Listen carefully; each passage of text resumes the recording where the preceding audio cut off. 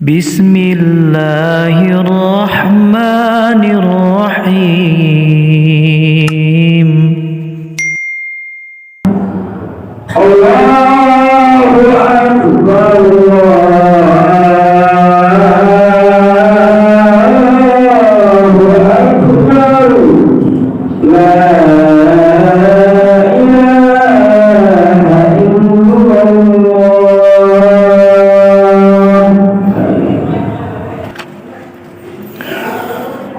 Alhamdulillah, assalatu wassalamu ala rasulillah Sayyidina wa maulana Muhammadin Abdillah wa ala alihi wa sahbihi wa man tabi'ahu wa mawalah.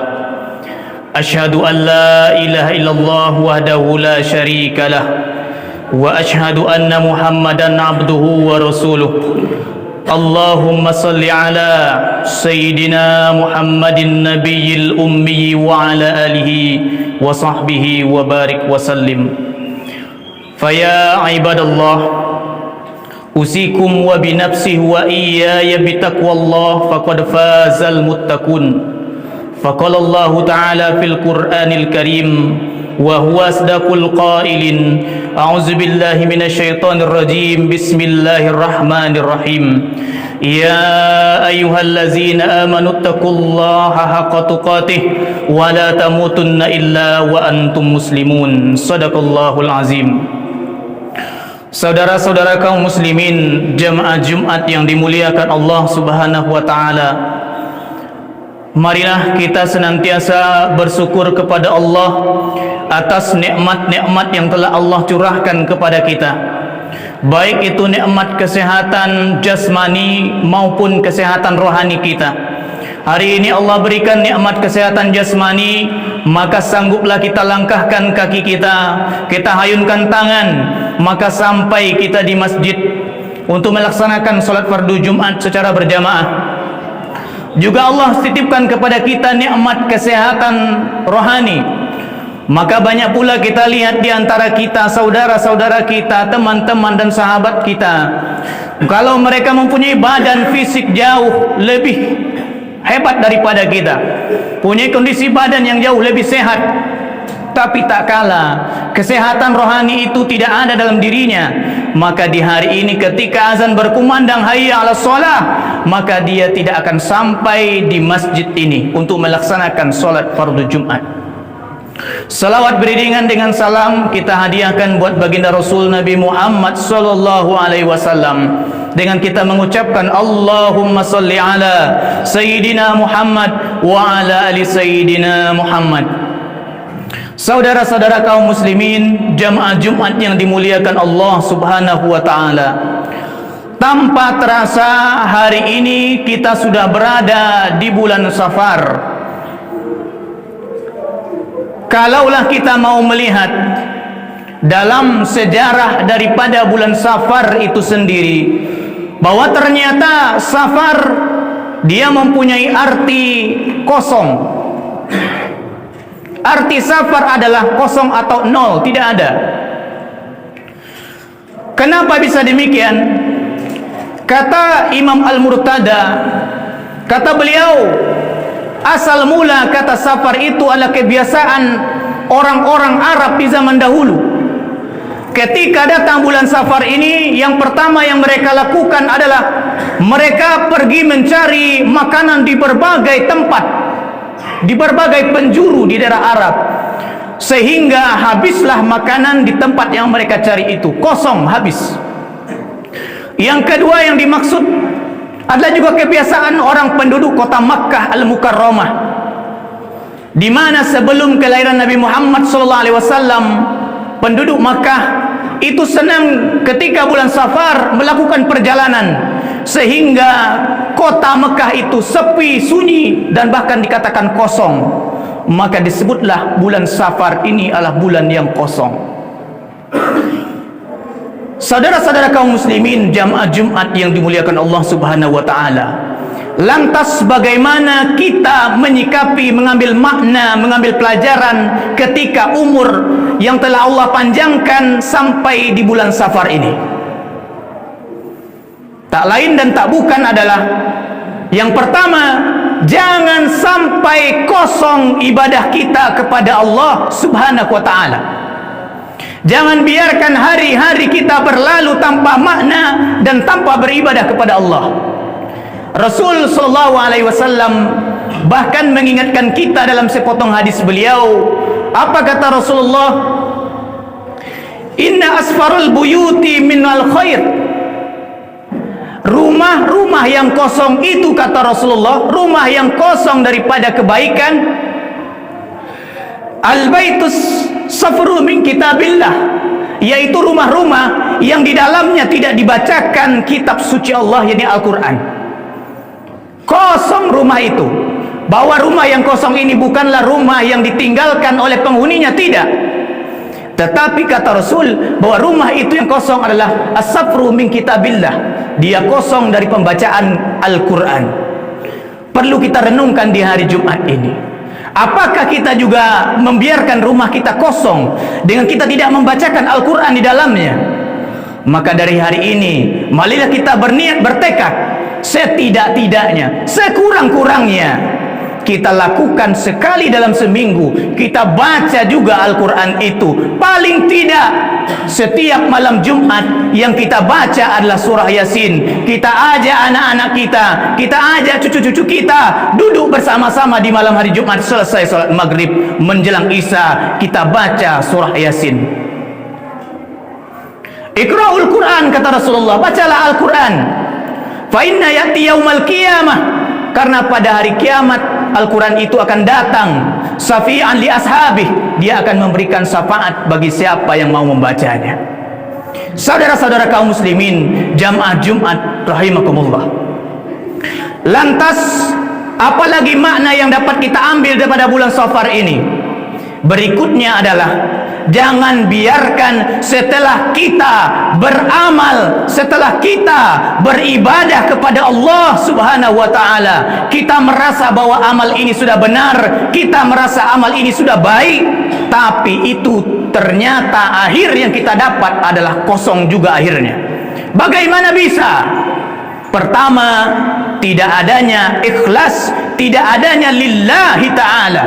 Bukankah setiap solat kita membacakan sebuah sumpah dan janji? Dalam doa iftitah kita katakan, inna solati wa nusuki wa mahyaya wa mamati lillahi rabbil alamin. Kita katakan, kita akui, kita ikrarkan di setiap solat kita bahwa sesungguhnya solatku, ibadahku, hidupku, matiku lillahi rabbil alamin, hanyalah lillah, semata-mata hanya untuk Allah penguasa alam ini, tidak ada yang lain. Lalu bagaimana bisa ada orang yang kosong? Bercerita Rasulullah SAW dalam satu riwayat, nanti di hari kiamat ada segerombolan manusia yang berkumpul di depan pintu surga. Mereka ini mau masuk ke dalam surganya Allah. Lalu Allah Subhanahu wa taala bertanya kepada manusia ini, apa sebab engkau mau masuk ke dalam surgaku? Golongan pertama ditanya, apa sebabmu ingin masuk ke dalam surga ini?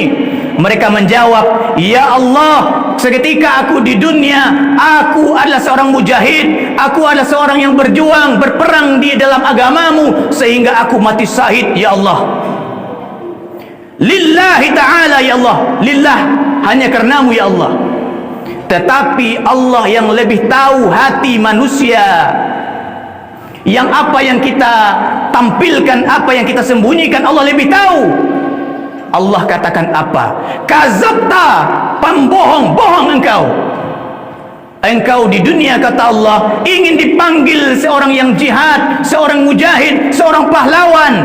Itu sudah kau dapatkan di dunia, maka hari ini engkau silakan tersungkur di dalam api neraka. Orang kedua ditanya oleh Allah, apa sebabmu ingin masuk dalam surgaku, kata Allah. Lalu orang ini adalah orang yang di dunia adalah orang yang ahli dalam baca Quran, lalu mengajarkan Al-Quran. Dia mengatakan, di dunia ya Allah, ku belajar Al-Quran, ku ajarkan Al-Quran lillahi ta'ala. Allah lebih tahu isi hati kita. Kazabta, kata Allah, pembohong, bohong, dusta. Di dunia kau hanya ingin dipanggil seorang yang qori, yang ahli dalam baca Quran. Di dunia kau sudah dapatkan itu, maka hari ini tidak ada. Maka yang pertama, yang paling penting bagi kita adalah bersihkan niat lillahi ta'ala. Jangan sampai menyangka banyak amalan di dunia, ternyata di akhirat hanyalah sebuah yang kosong belaka. Saudara-saudara kaum muslimin, jamaah Jumat rahimakumullah, lantas kalau hablum minallah, ibadah kepada Allah, kita memperbaiki amal ibadah kita lillahi ta'ala, semata-mata hanyalah untuk Allah saja. Lalu berikutnya yang perlu kita pikirkan di bulan Safar ini adalah hablum minan nas, hubungan sesama manusia. Kenapa demikian? Seringkali dengan Allah kita baik ibadahnya, tetapi dengan manusia yang lain kita berbuat zalim. Rasul sallallahu alaihi wasallam mengingatkan, ittaqu zulma, takutlah engkau berbuat zalim. Fa inna zulma zulumatu yaumal qiyamah, karena sesungguhnya zalim yang kau buat kepada orang lain akan menjadi kegelapan pada hari kiamat kelak. Bagaimana pula pertanyaan orang mengatakan akan jadi kegelapan di akhir kelak, di yaumil akhir, di hari kiamat. Kita di kota Sungai Penuh, Kabupaten Kerinci, berada di bukit barisannya Pulau Sumatera. Di sini kita berada daerah mayoritas pertanian, ada yang berladang, ada yang bersawah. Pertama yang perlu diingatkan, jangan menzalimi orang lain adalah tidak pernah ia memindahkan patok tanahnya sejengkal, 2 jengkal dia tidak pindahkan. Dia tidak pernah memindahkan pematang sawahnya sejengkal ataupun satu hasta tidak akan pernah teranjak. Tetapi kalau dia pindahkan sejengkal yang dia pindahkan di bumi, maka nanti dia akan tanggung jawabkan sejengkal 7 lapis tanah ke bawah, 7 lapis langit ke atas. Dia bertanggungjawabkan di hadapan Allah. Akhirnya apa? Kata Rasulullah SAW mengingatkan, orang di dunia berbuat zalim, tapi dia beribadah baik kepada Allah. Suatu ketika Nabi Muhammad duduk bersama para sahabat. Rasul bertanya, atadruna mal muflis? Tahukah kalian siapakah orang yang rugi, orang yang bangkrut, orang yang kosong tidak memiliki apa-apa?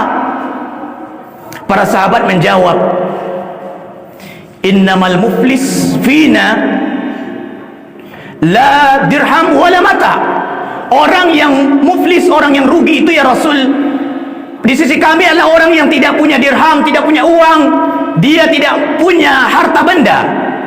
Tapi kata Rasul mengatakan, rugi yang hakiki, muflis yang hakiki, kosong yang sebenar-benar kosong ialah